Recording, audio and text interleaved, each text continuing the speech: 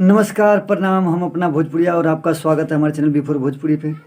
सबसे पहले आप लोग एक पिक देखिए, उसके बाद हम बताएंगे आप लोग को आगे। आप लोग का सुपरस्टार खेसारी लाल यादव, दबंग स्टार, रिकॉर्ड मशीन, इतिहास मशीन एवं दबंग सरकार, जो कि 2 गाने के एल्बम के 2 गाने के शूट के लिए जर्मनी जा चुके हैं।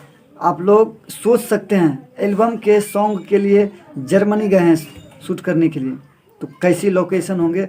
हम लोग को इंतज़ार है उस लोकेशन का, उस सॉन्ग का।